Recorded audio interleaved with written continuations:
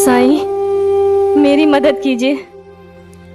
अपने पति की सारी गलतियों के बाद भी मुझसे उनकी पीड़ा देखी नहीं जा रही है। उनके गले की हालत बिगड़ती जा रही है। अब तो आवाज भी मुश्किल से निकल रही है। मैं इसमें क्या कर सकता हूँ मीरा? साईं, आप तो बड़ी से बड़ी बीमारी ठीक कर देते हैं। जब बीमारी किसी बाहरी कारण से हो तो उसे ठीक किया जा सकता है, लेकिन यह बीमारी तो सदाशिव ने खुद पाली, उसे मैं कैसे निकालूं? सब कहते हैं साईं कुछ भी कर सकते हैं।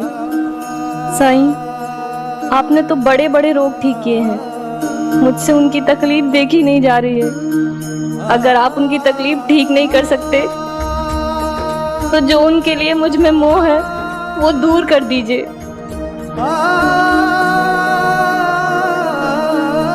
मैं इन बच्चों को कहानी सुना रहा हूं, उसके बाद बात करते हैं। ये कहानी स्कंद पुराण से है। एक बार राजा धर्मगुप्त जंगल में रात काट रहे थे तो जंगली जानवरों के डर से पेड़ पे चढ़कर बैठ गए। रात में एक भालू वहां आया जिसके पीछे शेर पड़ा था। भालू भी पेड़ पर चढ़ गया और राजा से बोला, आप डरिए मत, मैं आपको नहीं खाऊंगा, आप सो जाइए, मैं पहरा देता हूं और आधी रात के बाद आप पहरा दे लीजिएगा और मैं सो जाऊंगा। राजा धर्मगुप्त सोए हुए थे, तब शेर आया और उसने भालू से कहा कि तुम राजा को नीचे फेंक दो, मैं उसे खा लूंगा और तुम्हारी जान बख्श दूंगा। लेकिन भालू ने ऐसा नहीं किया। उसने कहा कि किसी का विश्वास तोड़ना सबसे बड़ा पाप होगा। आधी रात के बाद जब भालू सोया और राजा जागे तो शेर ने राजा को बोला कि वो अगर भालू को नीचे फेंक दे तो वो उन्हें छोड़ देगा। राजा मान गए और भालू को धक्का दे दिया।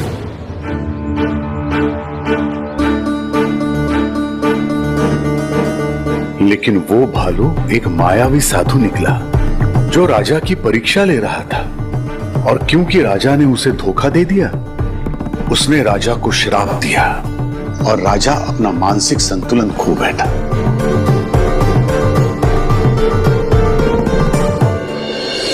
कोई किसी को धोखा देता है तो वो ये नहीं जानता कि धोखा खाने वाले से ज्यादा वो खुद का नुकसान कर रहा है। वो अक्सर ये भूल जाता है कि धोखे का चक्र हमेशा घूमकर वापस आता है और धोखे की चपेट में आप खुद आ जाते हैं। किसी को धोखा देकर हमें यह नहीं समझना चाहिए कि हम चालाक हैं, बल्कि हमें यह सोचना चाहिए कि जिसे हमने धोखा दिया उसे हम पर कितना विश्वास था।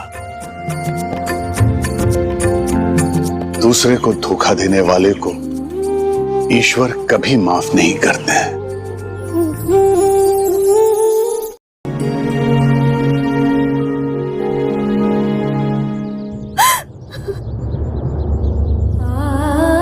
साईं, मैं समझ गई, लेकिन क्या उनका दर्द कभी कम नहीं होगा?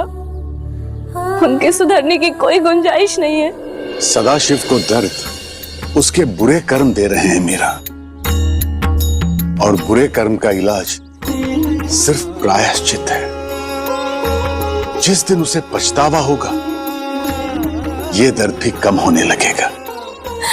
लेकिन कब होगा उन्हें पश्चाताप?